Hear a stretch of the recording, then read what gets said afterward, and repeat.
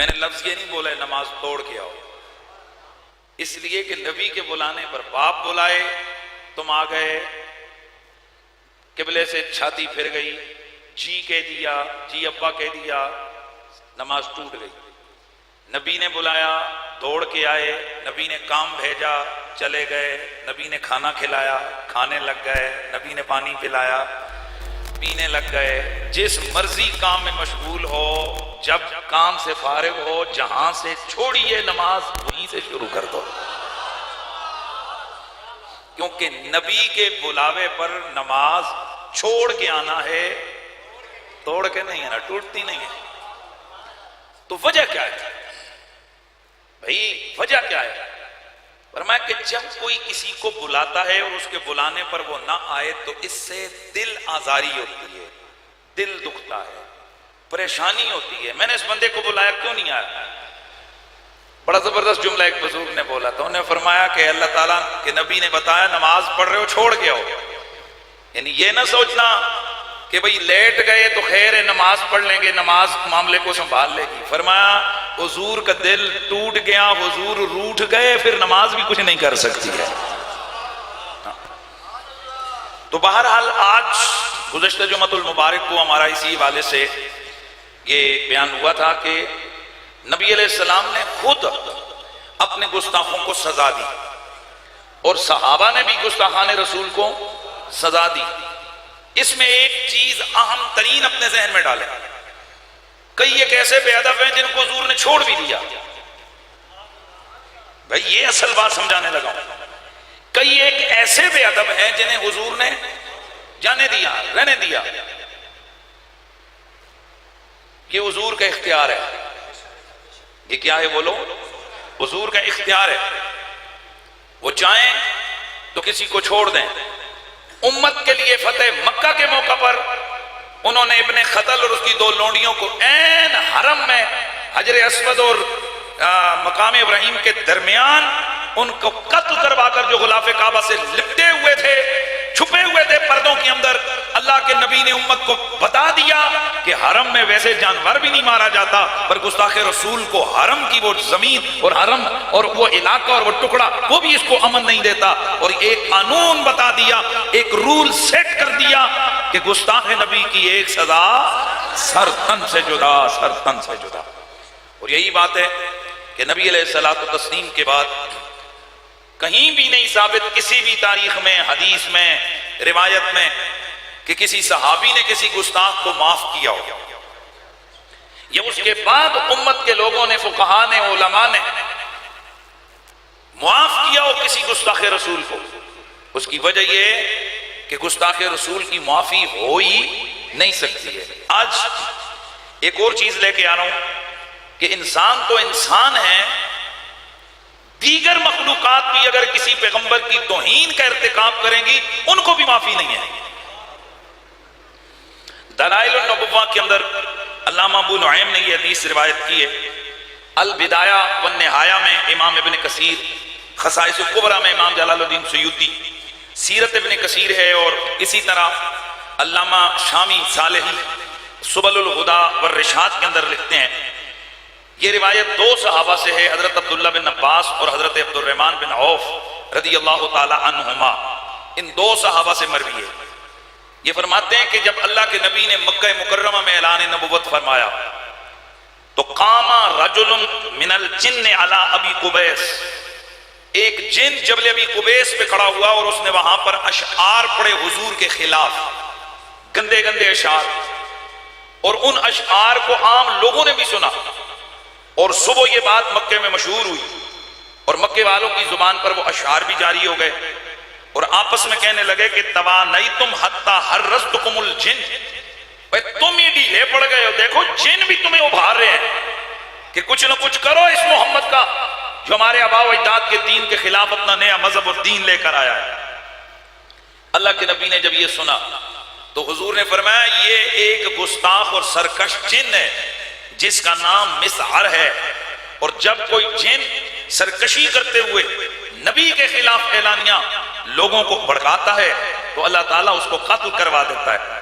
3 دن گزرے تو اسی پہاڑی کے اوپر سے پھر آوازیں آئیں، بولنے والا نظر نہیں آ رہا، اشعار پڑھنے والا نظر نہیں آ رہا، لیکن یہ آواز آ رہی ہے نحن قتلنا مسعرا لما طغى واستكبر وصفه الحق وسن المنكر بشتمه نبينا المطهر كناته سيفا جرفا ابترا انا نسود من اراد البطرا۔ آوازیں آئی، کہنے والا کہہ رہا ہے ہم نے مسعر جن کو اس کی سرکشی کی وجہ سے قتل کر دیا ہے، اس نے حق کا انکار کیا اور بڑا برا طریقہ شروع کیا کہ اللہ کے نبی کو برا بلا اس نے کہا۔ پھر آگے کہنے والا کہتا ہے او میں نے تیز دھاری تلوار سے اس کی جڑ کو کاٹ ڈالا ہے، ہم سرکشی کرنے والوں کا یہی علاج کرتے ہیں۔ چونکہ بولنے والا نظر نہیں آ رہا بھئی یہ آواز کس کی ہے۔ فقال النبی صلی اللہ علیہ وسلم، حضور نے فرمایا ذالک عفریت یقال سمحج، سمحج، حضور نے فرمایا یہ بھی ایک جن ہے، اس کا نام سمحج ہے، اس کا نام میں نے عبداللہ رکھا، اس نے آ کر مجھے خبر دی اور مجھ سے عرض کی یا رسول اللہ جس دن سے اس نے آپ کی گستاخی کی تھی نا میں اس کے تعاقب میں تھا، آج میرے ہتھے چڑھا، آپ کے غلام نے اس کا کام تمام کر دیا ہے۔ تو اس حوالے سے نبی پاک صلی اللہ علیہ وآلہ وسلم کی گستاخی اگر جنات بھی کریں گے ان کے لیے بھی کوئی کسی قسم کی رعایت والا معاملہ نہیں ہے۔ تو پھر ذرا مل کے پڑھ لیجئے بتلا دو مستاخ نبی کو۔ یار مجھے سمجھ نہیں آتی، آپ کسی دن بالکل مری ہوئی آواز ہوتی ہے اور کس دن آپ کا جناب ذوق آسمانوں کو چھو رہا ہوتا ہے، بلند آواز سے کہیے نا اے بتلا دو مستاخ نبی کو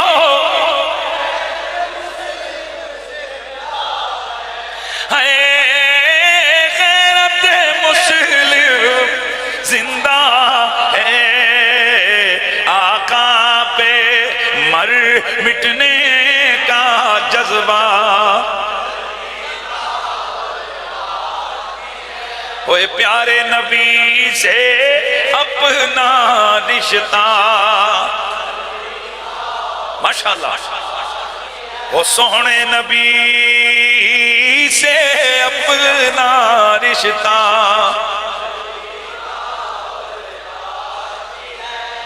یہ تو آگے نا جنات، انسانوں کے حوالے سے تو معاملات ہو گئے کہ انسانوں میں سے کوئی بھی بشر کسی بھی پیغمبر کی توہین کرے گا وہ اس دھرتی پر سزا سے بچ نہیں سکتا، یہ مزاج قدرت ہے، یہ سنت الہیہ ہے۔ لیکن آج آپ کو ایک نیا انداز سے کچھ چیزیں عرض کر رہا ہوں، آپ حیران ہوگے کہ نبی کی بے ادبی اور نافرمانی جانوروں کو بھی معاف نہیں۔ یار ایک عجیب بات نہیں کر دی میں نے،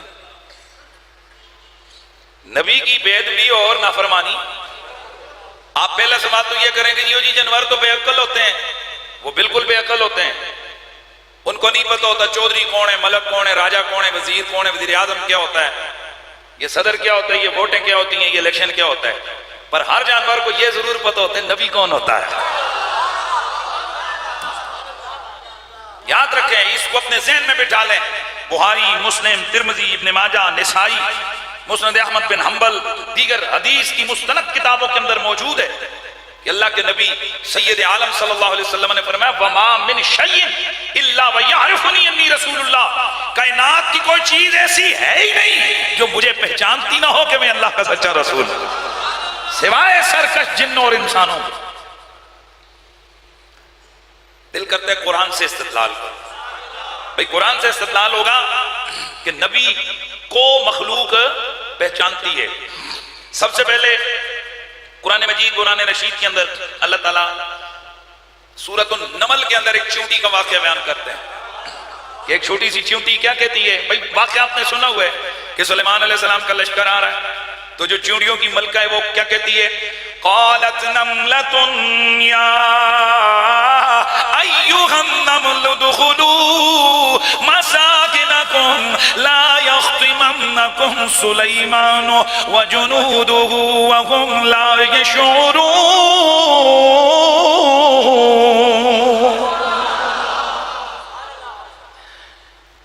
چونٹیوں کی ملکہ کہتی ہے او چونٹیوں چلو جلدی جلدی کرو، اپنے بلوں میں گھس جاؤ، کہیں ایسا نہ ہو کہ اللہ کا پیغمبر سلیمان اور ان کا لشکر تمہیں بے خبری میں روند ڈالے۔ یہاں پر یہ جو نبی کی کمال اور نبی کے علم کے منکر ہوتے ہیں نا، کون؟ نبی کے علم کے منکر، وہ اس آیت کو بڑا پڑھتے ہیں، وَهُمْ لَا يَشْعُرُونَ۔ چونٹی نو بھی پتہ ہے، نبی نو کوئی پتہ نہیں ہوتا۔ لا ہے پیڑیا، تو پیغمبر کی شان کے خلاف استدلال کر رہے چونٹی کی بات سے؟ بھئی کس نے یہ بات کہی؟ تو کیا اللہ نے بھی اس کو تسلیم کیا کہ واقعی سلیمان بے خبر تھا؟ سلیمان کو پتہ کوئی نہیں تھا؟ نانا میرا ویر ایسا نہیں ہے، بلکہ میرا اللہ قرآن میں فرماتا ہے فَتَبَسَّمَ ضَاحِكًا مِنْ قَوْلِهَا، اللہ کے پیغمبر حضرت سلیمان اس چونٹی کی بات سن کر مسکرا پڑے۔ یعنی نبی کے عدم علم پر استدلال کسے کرتے؟ چونٹی کے کلام سے۔ اور یہ جو پوری آیت ہے فَتَبَسَّمَ ضَاحِكًا مِنْ قَوْلِهَا، اس کو نہیں پڑھتے کہ چونٹی کی بات سن کر سلیمان بولو مسکرا پڑے۔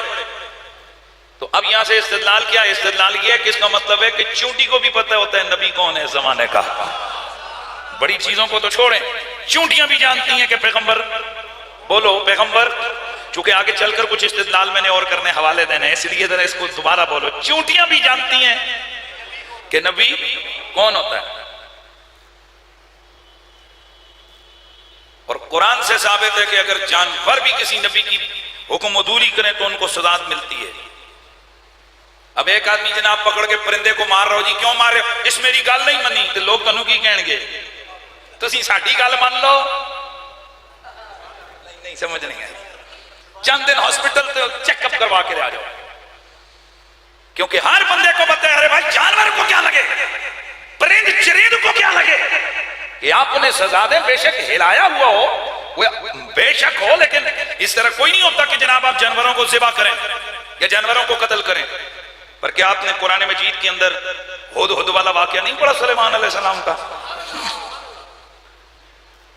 وَتَفَقَّدَ الطَّيْرَ فَقَالَ مَا لِي لَا أَرَى الْهُدْهُدَ أَمْ كَانَ مِنَ الْغَائِبِينَ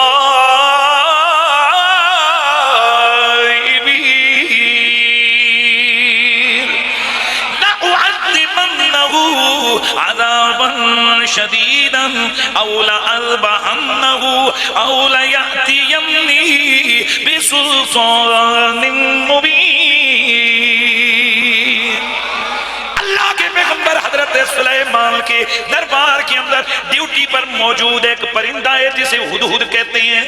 آپ نے ادھر ادھر دیکھا، ہدہد نظر نہیں آیا، آپ نے فرمایا ہدہد نظر نہیں آ رہا، اب وہ آیا غائب ہو گیا ہے، میں اسے شدید تکلیف دوں گا، بلکہ اس کا سر کاٹ ڈالوں گا، یا پھر وہ دلیل دے گا، عذر پیش کرے گا کہ پیغمبر کے دربار میں بن بتائے گیا کیوں ہے۔ قرآن ہی بیان کرتا ہے جب وہ واپس آیا کدھر تھا، کہنے لگا جی میں وہ ادھر اگلے دوسرے علاقے چلا گیا، وہاں پر میں نے ایک بہت ملکہ کو دیکھا جس کا بہت بڑا تخت ہے۔ یہ اس نے آگے واقعہ بیان کیا۔ تو یہاں سے یہ قرآن کے الفاظ بتا رہے ہیں، بتاؤ اللہ کا نبی کسی جانور کو ایویں ہی ذبح کر سکتا ہے؟ یہ جانور کو ویسے ہی سزا دے سکتا ہے؟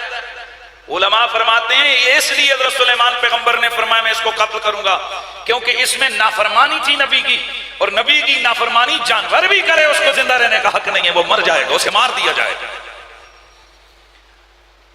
اور میرا نبی، اللہ تعالیٰ نے ہمارے نبی کی معرفت تمام حیوانات و بہائم کو عطا فرمائی تھی، مسند احمد بن حنبل میں یہ حدیث اللہ کے حبیب فرماتے ہیں لیس شیء بین السماء والارض الا یعلم انی رسول اللہ. حضور نے فرمایا کہ زمین اور آسمان کے اندر کوئی چیز ایسی ہے ہی نہیں ہے جو یہ نہ جانتی ہو کہ میں اللہ کا رسول ہوں، سوائے نافرمان جنوں اور انسانوں کے. اب یہ حدیث کہاں حضور نے بیان فرمائی؟ حضرت جابر بن عبداللہ انصاری رضی اللہ تعالیٰ عنہ بیان فرماتے ہیں کہ ہم حضور کے ساتھ ایک سفر سے لوٹے، بنی نجار کے باغ کے قریب پہنچے تو پتہ چلا کہ ایک اونٹ سرکشی کر چکا ہے اور باغ کے اندر چلا گئے. جو اسے پکڑنے کے لیے جاتا ہے وہ اسے کاٹنے کو اور حملہ کرتے اس پر مارنے کو دوڑتا ہے. اللہ کے نبی کو بتایا گیا، اللہ کے حبیب آئے تو فدعا العیرا، حضور نے اس اونٹ کو بلایا. فجاء وادعا مشفرا الى الارض، حضور کے بلاوے پہ سب غصہ، سب جرحانہ پن ختم ہو گیا اور یہ اپنی زمین کو، اپنی گردن کو زمین پہ گھسیٹتا ہوا حضور کی بارگاہ میں آیا اور بیٹھ گیا. حضور نے فرمایا اس کی نکیل لاؤ. نکیل لائی گئی تو اللہ کے نبی صلی اللہ علیہ وسلم نے اس کے ناک میں نکیل ڈالی اور حوالے کر دیا. صحابہ حیران ہوئے کہ ہم سب پہ تو حملہ کر رہا تھا اور حضور پہ حملہ ہی نہیں کیا. تو یہاں حضور نے فرمایا کائنات کی کوئی چیز ایسی ہے ہی نہیں جسے پتہ نہ ہو کہ میں محمد اللہ کا رسول. اس کے علاوہ 20 واقعات ہیں حدیث کی کتابوں میں، سیرت کی کتابوں میں، کہ جن میں بڑا واضح طور پر بیان ہے کہ جانور حضور کے خدمت میں حاضر ہو کر زاریاں کر رہے ہیں، عرضیاں پیش کر رہے ہیں. بلکہ بھیڑیا سب سے گندا جانور ہوتا ہے، خطرناک جانور ہوتا ہے، بلکہ شیر سب سے بڑا خطرناک درندہ ہوتا ہے. تو حضرت سفینہ والا واقعہ تو سب نے سنا ہوا ہے. حضرت سفینہ رضی اللہ تعالیٰ عنہ آپ ایک سفر میں تھے تو آپ قافلے سے الگ ہو گئے اور قافلے سے الگ ہوئے قضاء حاجت کی وجہ سے تو جنگل میں گئے تو قافلے سے بھٹک گئے، قافلہ ادھر یہ ادھر. اچانک ایک شیر ان پر حملہ آور ہونے لگا تو آپ نے اس شیر کو دیکھ کر آپ نے فرمایا او شیر جانتا ہے مجھے؟ انا سفینہ مولا رسول اللہ، میرا نام سفینہ ہے، میں حضور کا غلام ہوں. اتنا سنتے ہی وہ جو شیر تھا اس نے اپنا سر جھکایا اور تفصیلاً روایت ہے لیکن اس کا مختصر یعنی نتیجہ یہ کہ حضرت سفینہ کو اس نے لشکر کے ساتھ ملا دیا. ہاں گویا اس درندے کو بھی پتہ ہے کہ رسول کون ہوتا ہے، رسول کی عزت اور عظمت کا عالم کیا ہے. بھیڑیے بڑے عجیب درندے ہیں، یہ بڑا خطرناک جانور ہے. اس کے حوالے سے بھی کئی واقعات ہیں. ایک دن اللہ کے حبیب مسجد نبوی سے نماز پڑھا کے باہر آئے، صحابی فرماتے ہیں دیکھا کہ باہر جناب ہر طرف بھیڑیے ہی بھیڑیے. صحابہ ڈر گئے، یا رسول اللہ بھیڑیوں نے حملہ کر دیا ہے شہر پہ. سرکار نے فرمایا رک جاؤ. حضور آگے آئے تو ان بھیڑیوں کا ایک سردار بھیڑیا آگے آئے اور اس نے آ کر حضور کی بارگاہ میں سر جھکا کر کچھ اپنی بولی بولی. تو اللہ کے نبی صلی اللہ علیہ وسلم نے صحابہ سے مخاطب ہو کر فرمایا صحابہ یہ اس مدینے اور مضافات کے جتنے بھیڑی ہیں یہ ان کا سردار ہے. اور اس نے آ کر عرض کی ہے، یہ کہتا ہے کہ یا رسول اللہ اس شہر میں آپ کے غلام بستے ہیں، چونکہ ہمارا گزارا کرنے کے لیے ہمیں بھیڑ بکریاں اور جانور کھانے ہوتے ہیں تو ہم نہیں چاہتے کہ ہم آپ کے کسی غلام کی بھیڑ یا بکری کو اٹھا کے لے جائیں اور ان کا دل دکھائیں. آئے ہائے ہائے، ہم عرض گزار ہیں آقا آپ انہی سے کہہ دیں یہ ہمارے ساتھ سالانہ کا معاہدہ کر دیں کہ بھئی یہ خود ہی ہمیں کوئی نہ کوئی بکری یا بھیڑ دے دیں، کوئی معاہدہ ہو جائے تو پھر ہم ان پر حملہ نہیں کریں گے. حضور نے فرمایا ہاں بھئی کیا کہتے ہو؟ عرض کی یا رسول اللہ یہ تو حد ہو گئی ہے کہ اب بھیڑیے بھی ہم سے مانگنے آئے ہیں. میرے نبی نے فرمایا او بھیڑیے جاؤ جو تمہیں ملا تمہارا. یہاں پر تقریباً 10 سے زیادہ محدثین کرام نے اپنی ورڈنگ کی ہے، انہوں نے کچھ چیزیں لکھی ہیں. وہ فرماتے ہیں کہ اگر اصحاب پیغمبر معاہدہ بالفرض کر لیتے اور یہ درندوں کو کہہ دیا جاتا کہ اتنی اتنی بکریاں یہ تم لے لینا اور حملہ نہ کرنا، فرمایا قیامت تک کوئی بھیڑیا کسی مسلمان کی بھیڑ یا بکری پہ حملہ نہ کرتا. ویسے میں آپ کے سامنے اکثر ایک بات کرتا رہتا ہوں، ہمارے عرف کے اندر بھیڑیا ایک بدنام درندے کے طور پر مشہور ہے. کہتے ہیں کہ کیا کہتے ہیں کیف لانے اور تو تب پگیاڑ ہے، تو تو بھیڑیا ہے، درندہ ہے. کہا جاتا ہے کہ یہ سخت دل جانور ہے، مطلب اس کے سامنے اس کا شکار دھاڑے مارے چیخے جو مرضی کرے اس کو نوچ کر کھا جاتے ہیں، ان کو کوئی پرواہ نہیں ہوتی ہے۔ یار اتنے سخت دل درندے ہیں، پر ان کو بھی عظمت صحابہ کا تو پتہ ہے نا یار۔ مزہ نہیں آیا، مزہ نہیں آیا، مزہ نہیں آیا، اونچا بولتا۔ بھئی سوچو نا، کیوں آئے حضور کی خدمت میں؟ پتہ تھا کہ یہاں اصحاب پیغمبر بستے ہیں، ان کے جانور چرنے جاتے ہیں، جب ہم ان کی بھیڑ اور بکریوں کو کھائیں گے تو ان کا دل دکھے گا۔ مطلب چار کاموں والوں کو پتہ ہے کہ یاران پیغمبر کا دل نہیں دکھانا۔ یہ تو حضور سید عالم نے اجازت دی، بھئی جو تمہیں ملا تمہارا حق۔ اسی طرح حضرت ابو سعید الخدری سے روایت ہے، مسند احمد بن حنبل اور نسائی کی یہ روایت ہے، ایک بھیڑی آیا اور ایک صحابی کی بکری کو اٹھا کر لے گیا، چرواہا اس کے پیچھے بھاگا، جا کر اس نے اس بکری کو چھڑایا تو بھیڑی اپنی دم کے بل بیٹھ کر کہنے لگا الا تتق اللہ تنزع منی رزقا ساقہ اللہ الیہ، اللہ سے نہیں خوف کھاتے ہو، اللہ نے مجھے رزق دی اور تم نے چھین لیا۔ فقال یا، وہ کہنے لگے ہائے تعجب تعجب، ذئب موقوع علی ذنبہ یکلمنی کلام الانس، ہائے ہائے تعجب ناک، ایک بھیڑیا دم کے بل بیٹھ کر انسانوں والی بولیاں بول رہا ہے۔ فقال الذئب، بھیڑیا کہنے لگا لا اخبرک بعجب من ذالک، او اس بات کو تعجب کہنے والے، کیا میں تجھے اس سے بھی زیادہ تعجب والی بات نہ بتاؤں؟ محمد بیسرب یخبر الناس بانباء ما قد سلف ما قد سبق، کہنے لگا اس سے بھی حیرتناک امر تو یہ گئے کہ مدینے کے اندر محمد آ گئے کہ جو غیب کی خبریں لوگوں کو بتا رہے ہیں۔ یخبر الناس بانباء ما قد سبق، جو کچھ ہو چکا اس کی خبریں وہ دے رہے ہیں، اس کی خبریں محمد مدینے میں بیٹھ کے دے رہے ہیں۔ اچھا اس کا مطلب ہے جانوروں کو بھی پتہ ہے کہ محمد کون ہے۔ الغرض احباب گرامی کہ ایسی بیسیوں روایات آپ کے سامنے پیش کی جا سکتی ہیں کہ جن میں پرندوں کو بھی پتہ ہے حضور کون ہے۔ وہی وہ نیل کنٹھ والا واقعہ تو آپ نے 12 سنا کہ حضور کے صحابہ ایک لشکر جا رہا تھا تو صحابی نے دیکھا کہ ایک نیل کنٹھ، یہ نیلا سا پرندہ نہیں ہوتا نیل کنٹھ، تو اس نیل کنٹھ کے بچے تھے اس کے گھونسلے میں، صحابی نے ان کو اٹھا لیا۔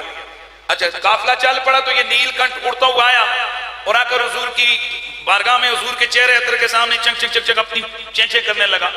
اللہ کے نبی نے فرمایا رک جاؤ، اوے کس نے اٹھائے اس کے بچے، کس نے اٹھائے اس کے بچے؟ صحابہ پریشان، فرمایا شکایت کی ہے اس نے کہ یا رسول اللہ آپ کے صحابیوں میں سے کسی نے میرے بچے اٹھا لیے۔ ایک صحابی آگے حضور مجھے نظر آئے اچھے لگے میں نے اٹھا لیے، فرمایا ہم ادھر رکتے ہیں، جاؤ جا کر واپس اس کے بچے اپنے گھونسلے میں رکھ کے آ جاؤ۔ پھر اونٹوں کے تو کئی واقعات ہیں۔ ایک اونٹ ایک دن نبی علیہ السلام کی بارگاہ میں آ کر بڑبڑایا، اللہ کے نبی نے فرمایا اس کا مالک کون ہے؟ اللہ کے نبی نے فرمایا اس کا مالک کون ہے؟ ایک صحابی آگے بڑھے عرض کی آقا میں ہوں۔ میرے نبی نے فرمایا او میرے صحابی، اس اونٹ نے میری بارگاہ میں یہ آ کر شکایت کی ہے کہ یا رسول اللہ میرے مالک کو دیکھیے، میں نے ساری زندگی جنگل سے لکڑیاں ڈھوئی ہیں، اس کی اولاد کو پالا ہے، دور دراز سے میں نے پانی ڈھویا ہے۔ آج رات کو یہ میاں بیوی آپس میں مشورہ کر رہے تھے کہ اونٹ بوڑھا ہو گیا ہے، چلو اسے ذبح کر دیتے ہیں۔ آقا کیا یہی احسان کا بدلہ ہے کہ میں اس کے بچوں کو ساری زندگی پالتا رہا، اب اگر میں بوڑھا ہو گیا تو یہ مجھے ذبح کرنا چاہتے ہیں؟ میرے نبی نے فرمایا او صحابی بتا تو کیا کہتا ہے؟ عرض کی بالکل آقا ایسے ہی ہوا ہے، ہمارا یوں ہی آپس میں مشورہ ہوا ہے۔ میرے نبی پاک نے فرمایا چل یہ اونٹ مجھے دے دے، مجھ پر بیچ دے۔ عرض کی آقا بیچنا کیا، جب آ گیا آپ کے قدموں میں تو آپ کا ہی ہو گیا ہے۔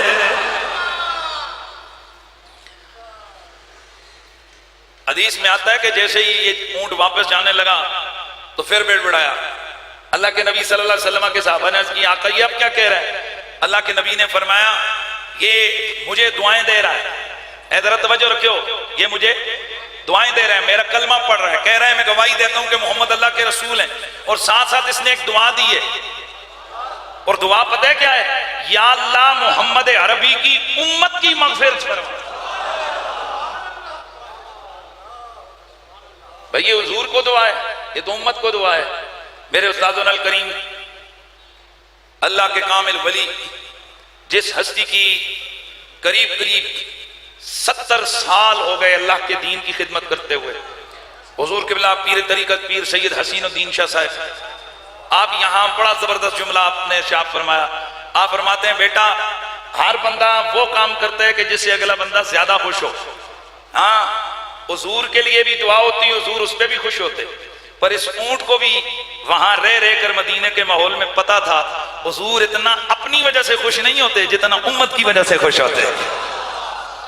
اب سمجھ آئیے کہ جبریل علیہ السلام نے کیوں عرض کی تھی کہ آقا جب آپ کی گناہگار امت پل صراط سے گزرنے لگے تو میں چاہتا ہوں کہ وہاں میرے پر نیچے بچھے ہوں، کیونکہ جبریل کو بھی پتا تھا کہ یہ اپنی گناہگار امت کا ذکر سن کر، یہ اپنی امتیوں کی بات سن کر، امتیوں کی دعا سن کر حضور خوش ہو جاتے ہیں۔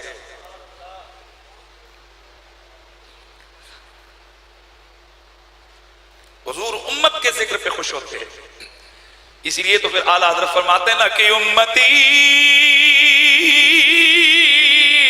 امتی لب پہ جاری رہا، امتی امتی لب پہ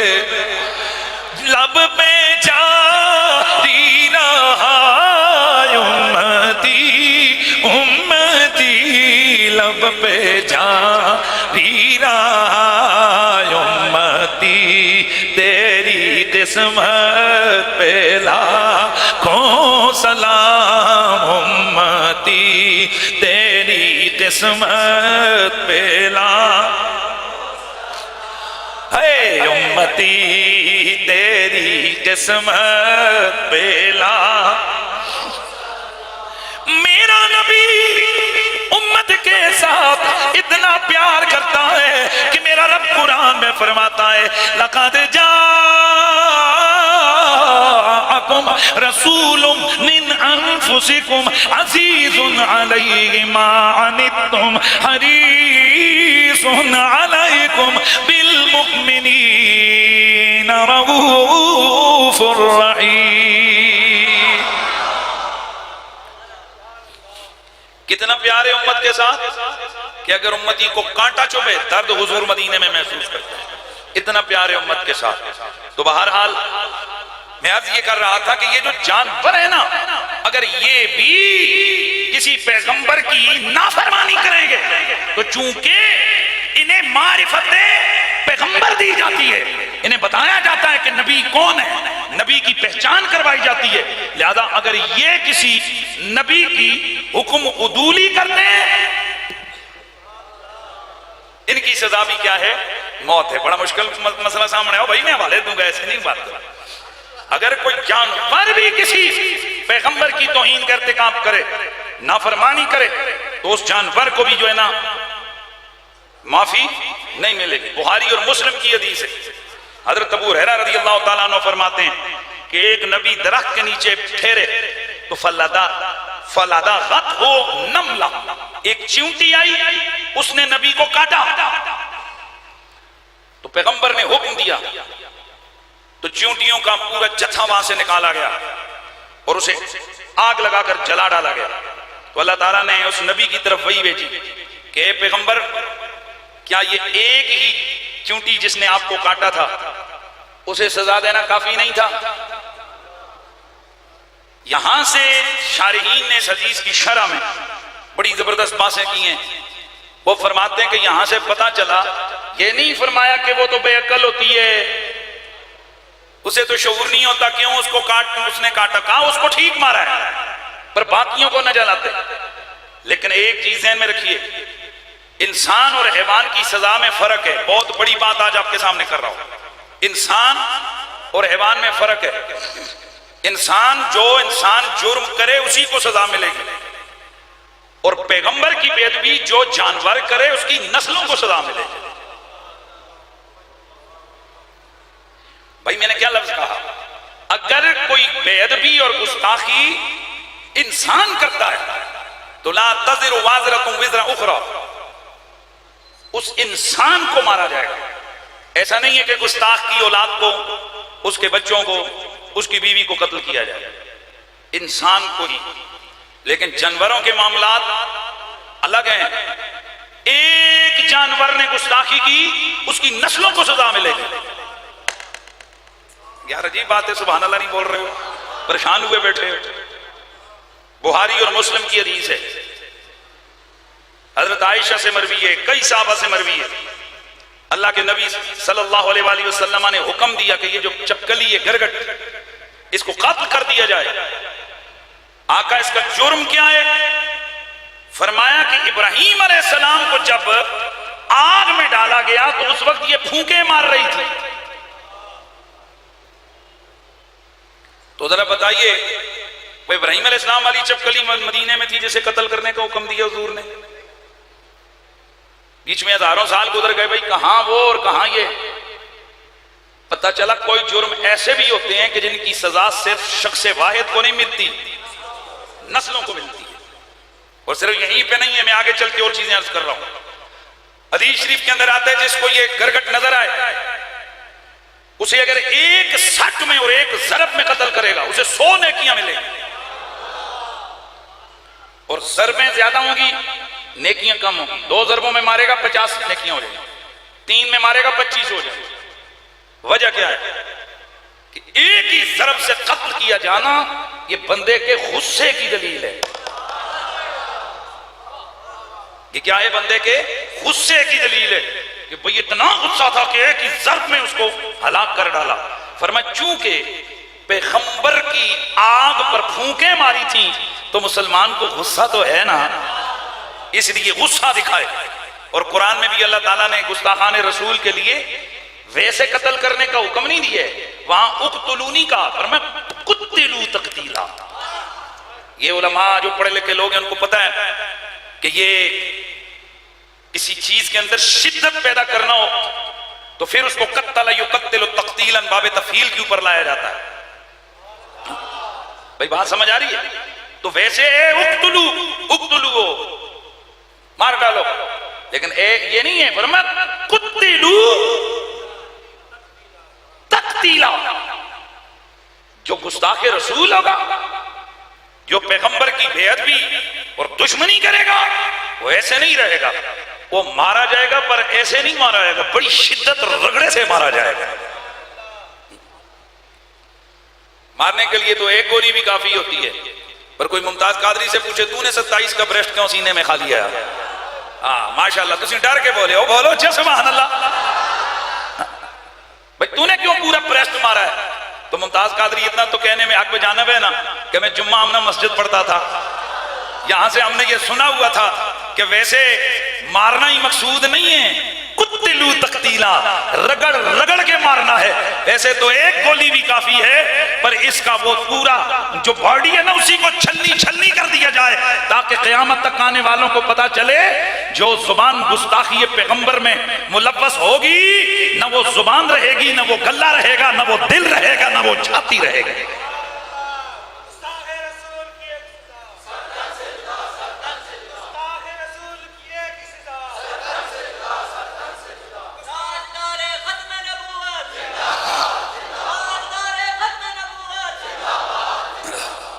اچھا کئی لوگ سمجھتے ہیں وہ جی یہ مولوی کدھر لگ پے قتل تو تلے گالی نہیں کر دے، یہ میں اپنے ابیراں دی کتاب بیان کر رہے ہیں کہ خدا دا قرآن بیان کر رہے ہیں. مطلب جو اس آج پتہ ہے کیا ہے، نون لیگ والے چاہتے ہیں کہ او دین بیان ہوا جڑا سانو سپورٹ کرے، پی ٹی آئی والے چاہتے ہیں کہ او دین دیاں گلاں ہون جڑیاں سانو سپورٹ کرن، تے تسی جاؤ ادھے طارق جمیلاں خریدو تے ادھے اشرفیاں خریدو، کوئی فضل الرحمان نو خرید کے رکھو تے کوئی اور دوجہ مولویوں نو خرید کے رکھو. ہم وہ دین بیان کریں گے جو آمنہ کے لال نے بیان کیا ہے. ایسے نہیں ہے کہ جناب ہم حکمرانوں کی یا عوام کی خواہش کے مطابق روایتیں نکال نکال کے ان کو اپنے الفاظ کا جامہ پہنا کے بیان کریں. ہاں ایسے نہیں ہو سکتا ہے. خدا کا دین جو ہے وہ ہے, ہم ہیں آج ہیں کل مر جائیں گے, خدا کا دین زندہ رہے گا, خدا کا دین رہے گا, قائم اور دائم رہے گا. تو ہماری یہ بدبختی کیوں آ جائے کہ ہم جناب کسی کو خوش کرنے کے لیے وہ لفظ بیان کریں کہ وزیر صاحب خوش ہو جائیں, افسر صاحب خوش ہو جائیں, فلانا صاحب خوش ہو جائیں, یہ سارے جہنم میں جائیں, زہرا کا بابا خوش ہو جائے, ہمیں یہ مطلوب ہے.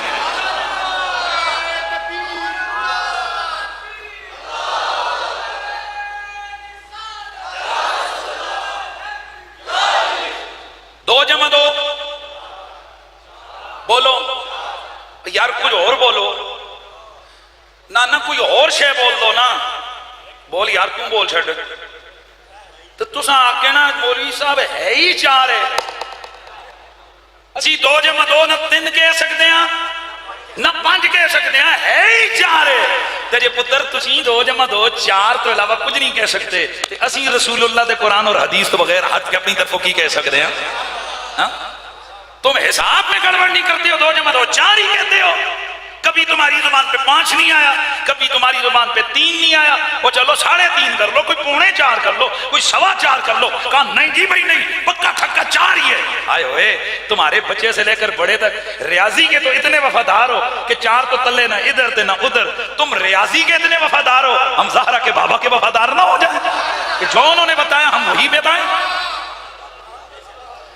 تم کیا سمجھتے ہو کہ بھئی مولویوں نے گھر بیٹھ کے شریعت بنائی ہے؟ اور جب شریعت اسلامیہ گستاخ رسول کی سزا موت بتاتی ہے تو پھر وہ موت ہی ہے.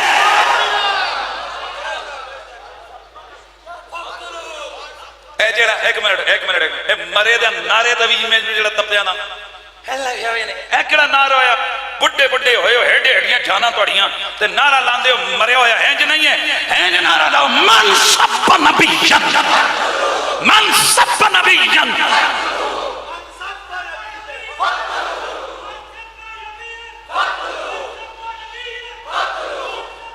اس کا معنی کیا ہے؟ یہ پیغمبر کی حدیث ہے, جو کسی نبی کو گالی دے زندہ نہ رہے, جہنم واصل ہو جائے.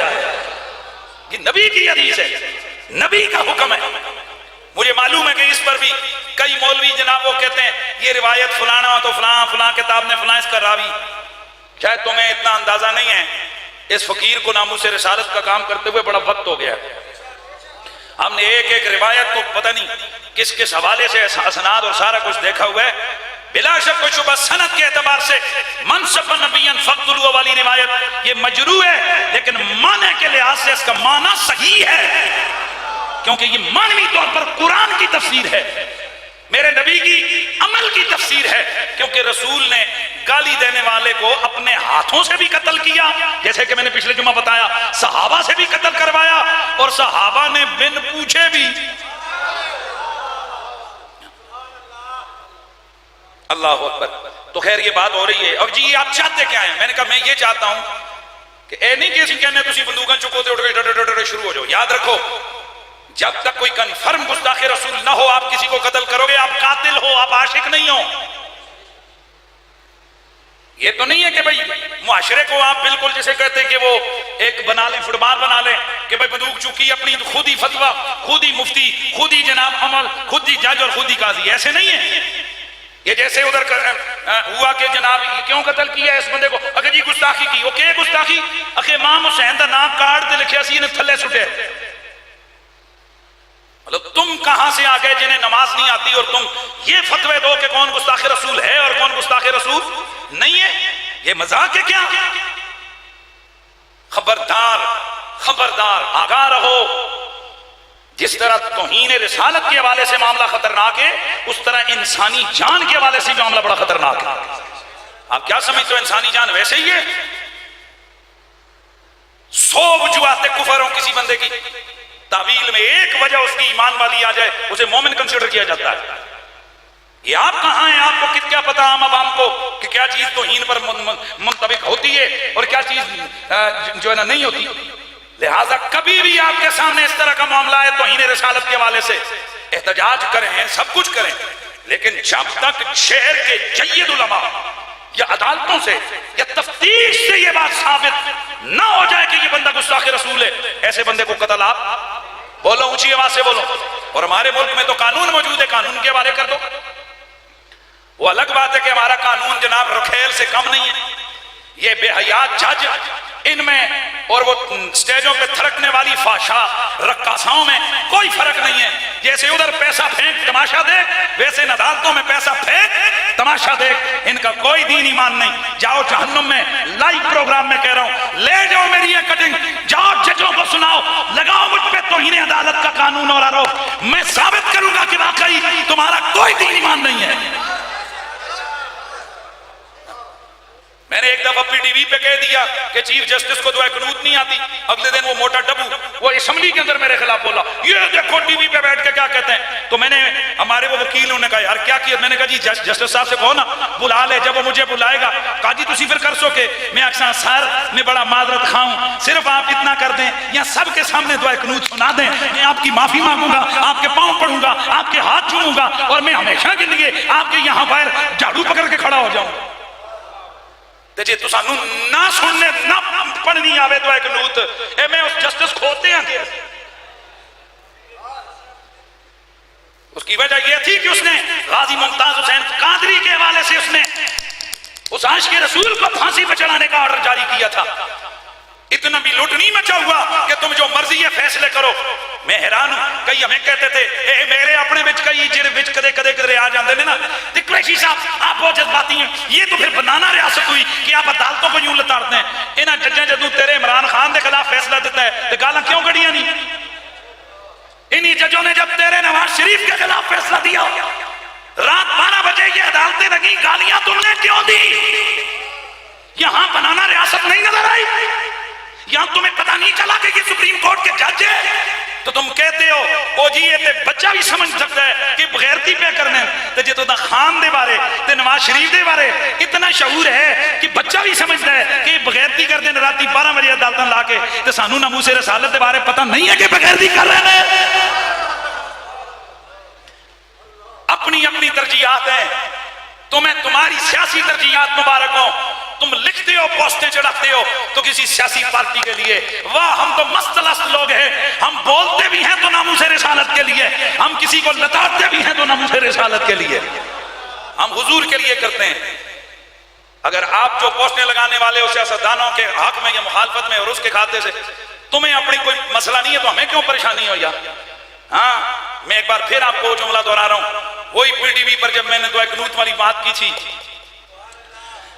تو پی ٹی وی کراچی کا ڈائریکٹر پریشان حال آ گیا اور کہنے لگا جناب آپ نے کیا کر دیا, میری نوکری بھی گئی آپ بھی گئے.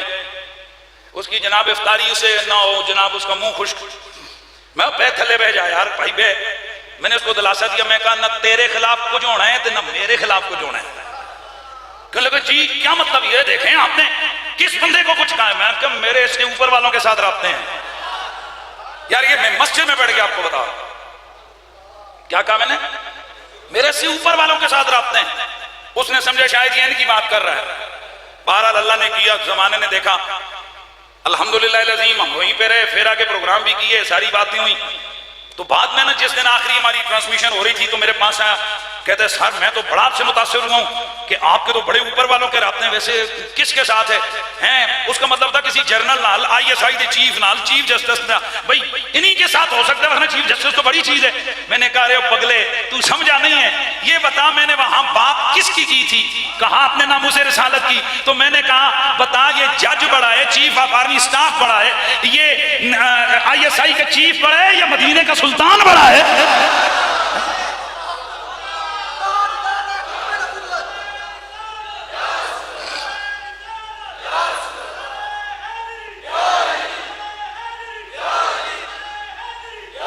سن لو, اگر آج تمہارے پرے کی بات کوئی جا کر دے, تمہاری حمایت کی بات کوئی چوک چوراہے میں کرے, تم اس کے پیچھے تھانے بھی جاتے ہو, کچہری بھی جاتے ہو, اس کا خیال بھی رکھتے ہو, کہتے ہو یار جناب میرے کر کے بولے ہے, وہ چلے ہو انہاں بھی سمجھ کوئی نہیں آئی جی اسی انہاں سیاست دانا دے نعرے ماریے تے پھر وہ خیال رکھ دینے کہ جانا ساڈے واسطے بولے ہے تے اسی آقا دے نعرے لاندے ہیں, انہوں نہیں پتا کہ بندہ کس واسطے بولے ہے.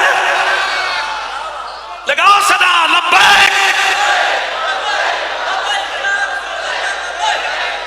تاجدار ختم نبوت, تاجدار ختم نبیا من سب نبیا. تو میں عرض کر رہا تھا کہ گرگٹ نسلیں ماری جا رہی ہیں اس کی. ایک اور حدیث ہے بخاری اور مسلم کی، ابن ماجہ میں بھی ہے، ترمذی میں بھی ہے، دیگر صحاح میں بھی ہے. اللہ کے نبی نے فرمایا، حضرت عائشہ سے مروی ہے، آپ فرماتے ہیں کہ اللہ کے نبی نے فرمایا 5 فواسق، 5 فاسق ہیں، یقتلن فی الحرم، حالت احرام میں بھی ان کو قتل کر دو. الفارا چوہا، والاقرب بچھو، والخدیہ چیل، والغراب کوا، والکلب العقور یہ کتا. لیکن کتا کون سا؟ چشماٹو کتا، وہ جو باولا ہو جاتا ہے، جس کو پتہ نہیں ہوتا مالک کون ہے. یار مہربانی یار. ایک اور حدیث اللہ کے نبی نے فرمایا اقتلوا الاسودین فی الصلاۃ الحی والاقرب. نماز پڑھ رہے ہو، بچھو نظر آیا، بچھو کو مار ڈالو، نماز نہیں ٹوٹی. توجہ ہے سب کی. بچھو، سانپ ان کو قتل کر دو. اچھا جی بچھو کو کیوں قتل کرنے کا حکم ہوا؟ اس کی وجہ ابن ماجہ کی حدیث میں موجود ہے. لدغت النبی لدغت النبی اقرب، اقرب اقرب نے، بچھو نے اللہ کے نبی کو کاٹا. درا حال ہے کہ حضور نماز میں تھے، تو اللہ کے نبی نے فرمایا لعن اللہ الاقرب، اللہ اس بچھو پہ لعنت کرے. نہ یہ دیکھتے کہ نمازی کون ہے اور نہ دیکھتے کہ غیر نمازی کون ہے. اقتلوا فی الحل والحرم، حرم میں ہو پھر مارو، حل میں ہو پھر مارو. ویسے احرام کے دوران آپ کسی چیز کو قتل نہیں کر سکتے، فرمایا احرام میں بھی ہو مار ڈالو، حرم کے اندر ہو مار ڈالو. اور ثواب کتنے؟ مسند بزار کی روایت ہے من قتل حیتا او عقرب، جس نے سانپ اور عقرب بچھو کو قتل کیا، فقد قتل کافرا او کانما قتل کافرا، وہ یوں سمجھے جیسے میدان جہاد میں کافر کو قتل کیا، ویسے اس نے بچھو اور سانپ کو قتل کیا. ہاں جی. کیا یہ جو آج میرے اور آپ کے پاس بچھو ہے، یہ وہ ہے جس نے حضور کو ڈنگ مارا تھا؟ ہاں. کوا، کوے کو کیوں قتل کرنے کا حکم ہوا؟ علامہ ابن بطال اور علامہ عینی اس کی شرح میں، بخاری کی شرح کے اندر لکھتے ہیں، عمدۃ القاری شرح بخاری اور شرح ابن بطال. قال ابن قتیبہ، فرماتے ابن قتیبہ کہتے ہیں لا ارى الغراب سماہ فاسقا الا لتخلفه عن امر نوح حين ارسله ووقوع الجيف وعصيانه اياه. حضرت نوح علیہ السلام کی کشتی میں تھا یہ کوا، تو انہوں نے فرمایا جا ذرا دیکھ کہیں خشکی نظر آتی ہے. تو یہ گیا، اس کو کہیں ایک مردار پڑا ہوا ملا، اس کو کھانے لگ گیا، پیغمبر کی بات ہی بھول گیا، نافرمانی کی. تو علامہ عینی فرماتے ہیں کہ اس پیغمبر کی نافرمانی کی قیامت تک کے لیے فاسق. یہ شریف پرندوں میں سے نہیں ہے، یہ ان پرندوں میں سے نہیں ہے کہ جن پرندوں کو آپ گھر میں پالنے اور پالنا چاہیں. فاسق پرندوں میں سے ہے. یہ چوہا ہے، چوہے کے لیے بھی حکم قتل کرو. امام ابن ملقن آپ حاشیہ بجیرمی کے اندر لکھتے ہیں، فرماتے ہیں والفارو عمدت الى حبال سفینۃ سیدنا نوح. یہ جو چوہا ہے یہ ان کی کشتی میں تھا، اس ظالم نے ان کی کشتی کے اندر رسیاں کاٹ ڈالی. وَأَخَذَتِ الْفَتِيلَةَ لِتُحْرِقَ الْبَيْتَ إِذًا فَأَمَرَ النَّبِيُّ بِقَتْلِهَا. ایک دن اللہ کے نبی صلی اللہ علیہ وسلم بیٹھے تھے، کیا دیکھتے ہیں کہ چراغ کی وہ جو بتی ہے اس کو ایک چوہا لے کے جا رہے تاکہ حضور کے گھر میں آگ لگ جائے. اللہ کے نبی نے فرمایا جہاں یہ نظر آئے اسے قتل کر دو، اسے مار ڈالو. تو اب آپ کو کچھ سمجھ آئی؟ اس کا مطلب ہے کہ جانوروں نے بھی. اچھا پھر سوال پیدا ہو گیا سانپ کا کیا مسئلہ ہے؟ کہتے ہیں امام ابن ملقن لکھتے ہیں السر فی قتل الحیہ انہا خانت آدم بادخال ابلیس الجنت بین فکیہا. امام ابن ملقن بجیرمی الخطیب کے اندر لکھتے ہیں، فرماتے ہیں کہ یہ جو سانپ کو قتل کرنے کو حکم دیا تو وجہ یہ کہ اس نے حضرت آدم کی خیانت کی. یہ جنت کے اوپر پہرے داری پتہ اس نے اپنے منہ میں بٹھا کر شیطان کو اندر داخل کیا. اس نافرمانی کی وجہ سے یہ قیامت تک کے لیے قتل ہی ہونے والا ہے. توجہ ہے سب کی. تو اس کا مطلب یہ ہے کہ اگر جانور بھی نبی کی نافرمانی کرے اس کی نسلیں مٹیں گی، اس کی نسلوں کو مارا جائے گا، اس کی نسلیں ختم ہوں گی. وقت بہت ہو گیا پر آخری جلدی جلدی بات کر دوں. انسان اور حیوان تو چھوڑ، پتھروں کو بھی معافی نہیں ہے. میرے نبی رحمت سید کونین نے فرمایا احد جبل یحبنا ونحب، بخاری مسلم کی حدیث ہے. حضور روزانہ احد کی طرف دیکھتے، فرماتے یہ ہماری آنکھیں ٹھنڈی کرتے ہیں، ہم اس سے راضی ہیں، ہم اس سے خوش ہیں، یہ ہم سے پیار کرتے ہیں، ہم اس سے پیار کرتے ہیں. توجہ سے سننا ہے آپ نے. تو مدینے کے جو منافق تھے، اللہ اس بات کو سننا، فیض القدیر کے اندر علامہ عبد الرؤوف مناوی لکھتے ہیں کہ وجعل عیرا مبغوضا وجعل لجهة المنافقین من اہل مسجد الدرار فرجعوا من جهة احد الى جهة عیر فکان معاهم فی النار۔ حضرات سنیے گا اور ذرا دل تھام کے سنیے گا، میرے نبی نے فرمایا دو پہاڑ ہیں، ایک جنت میں جائے گا، ایک دوزخ میں جائے گا۔ آقا جنت میں جانے والا کون سا ہوگا؟ فرمایا احد۔ حضور یہ دوزخ میں جانے والا کون سا ہوگا؟ فرمایا عیر، جبل العیر۔ یہ مدینے کی اپوزٹ ایک پہاڑ ہے۔ اس کی ریزن اور وجہ کیا؟ امام عبد الرؤوف مناوی لکھتے ہیں کہ جب حضور احد سے پیار کرتے تھے تو صحابہ بھی کرتے تھے، اور جس چیز سے صحابہ اور حضور پیار کریں منافق اس سے بغض رکھتے تھے، لہذا منافقوں نے اس پہاڑ کے مقابلے میں اپنا ایک محبوب پہاڑ بنا لیا، عیر۔ صحابہ احد کو دیکھتے، منافق عیر کو دیکھتے۔ تو میرے نبی کی حدیث ہے، انس بن مالک فرماتے ہیں حضور نے فرمایا ان احدا جبل يحبنا ونحبه وهو على طرحة من طرح الجنة وعير على طرحة من طرح النار۔ یہ احد پہاڑ جنت کے درجوں میں سے ایک درجے پہ ہوگا، اور یہ جہنم، یہ جو عیر پہاڑ ہے یہ جہنم کے درجوں میں سے ایک درجے میں ہوگا۔ واہ جی واہ، اس کے گمایا بھائی یہ جملہ، اور یہ میرا آج کا سبق ہے۔ او بھائی جی ایدہ کی قصور ہے؟ ایدہ کوئی قصور نہیں، یہ تو بے جان ہے، بالکل ایسے، تو پھر اسے کیوں جلایا جائے گا، کیوں جہنم میں لے جایا جائے گا؟ کہا نبی کے مقابلے میں منافق کس سے پیار کرتے تھے۔ یہاں سے بات سمجھ میں آئی، صرف کچھ کرنا ہی نہیں ہوتا، یہ بھی دیکھا کرو تم سے پیار کون کر رہا ہے اور تم سے نفرت کون کر رہا ہے۔ الحمدللہ العظیم، وہ لوگ اپنا معاملہ اور اپنا محاسبہ کریں اور وہ دیکھیں کہ ان سے پیار کون کر رہا ہے اور ان سے نفرت کون کر رہا ہے۔ الحمدللہ اس فقیر نے اپنا بڑا محاسبہ کیا، اس فقیر کے ساتھ سادات محبت کرتے ہیں۔ الحمدللہ ہم نے ہر میدان میں دیکھا ہے سادات ہم سے محبت کرتے ہیں، تو ہمیں سمجھ میں آ گیا کہ ہم محبوب السادات ہیں۔ تو اب ذرا دیکھ لیں کہ کئی وہ ہیں جن سے ناسبی محبت کرتے ہیں، جن سے شتونگڑے محبت کرتے ہیں، جن سے دشمنان اہل بیت محبت کرتے ہیں۔ یہ بھی کوئی نہ کوئی مسئلہ بننے والا ہے کہ تم کس کے محبوب رہے ہو، آخر کوئی نہ کوئی تو وجہ ہے نا۔ تو پتہ چلا اگر کبھی حق کے مقابلے میں باطل کی وجہ سے حق کے مقابلے میں جہت تبدیل ہوتی ہو، کیوں کہ صحابہ مسجد نبوی سے نکل کر احد کو دیکھتے تھے، منافق مسجد درار سے نکل کر جبل العیر کو دیکھتے تھے، فرمایا اس کو بھی ان کے ساتھ جہنم میں ڈالیں گے، اس کو بھی ان کے ساتھ جہنم میں ڈالیں گے۔ اللہ تعالیٰ ہم سب کا آنا بیٹھنا قبول فرمائے۔ یہاں سے ایک بات کلیئر ہو گئی کہ نبیوں کی بے ادبی اور گستاخی حیوانوں کو بھی معاف نہیں، انسانوں کو تو ہے ہی نہیں، جنوں کو بھی، بولیے جنوں کو بھی معاف نہیں۔ اس لیے ایک یقین کامل لے کے یہاں سے اٹھئے گا کہ گستاخ نبی کی ایک سزا۔ پچھلا جمعہ آپ میں سے بہت سارے لوگ ریلی میں نکلے، گرمی میں نکلے، گرمی میں دھوپ میں کھڑے ہوئے، تو جڑے نہیں گئے تھے ذرا وہ اپنے گھر جا کے شیشے تے تو تکے ہو سن، بڑے گورے چٹے رہے ہو نا کیونکہ ساڑ نہیں گئے ہو۔ یہ توفیق کی بات ہوتی ہے۔ قیامت والے دن آپ دیکھو گے ان درجوں کو جو درجے ناموس رسالت کی محبت میں طے ہوئے نا، تو اس لیے تسی ہائیاں کہتے ہائے کاش میں زنانی در نہ جاندہ، کاش ماں زنانی آکھے سی جلدی آئے اور روٹی کٹھی کھاساں تے میں نہیں جا سکیا قریشی صاحب دی دعوت تے، اتھے یاد کر سو تے بندے بنیا کرو، اسی کوئی اپنے ابے رندے تے نعرے نہیں مروانے ہوں گے۔ اگر ریلی کا کوئی اعلان کرتے ہیں یا کسی حوالے سے کہتے ہیں تو نکل جایا کرو، آخر کچھ کہہ کر دے کر سوچ کر سمجھ کر ہم بات کرتے ہیں۔ لیکن بہرحال پھر بھی ماشاءاللہ آپ سارے بہت سارے لوگ گئے، جو گئے انہیں بھی حضور نے دیکھ لیا، جڑے کار زنانیاں کو جا کے پکھے چولتے رہے انہاں بھی حضور تک لیا، جڑے نفرت دل سے رکھی سی انہاں بھی تک لیا، تو جڑے مولویاں گالاں کرنے سن ہے نا مولویاں کی پڑھایا ہوا ہے انہوں نے کوئی گل لب جائے انہوں نے بھی حضور نے تک لیا۔ یہ تو قسمت کی باتیں ہیں۔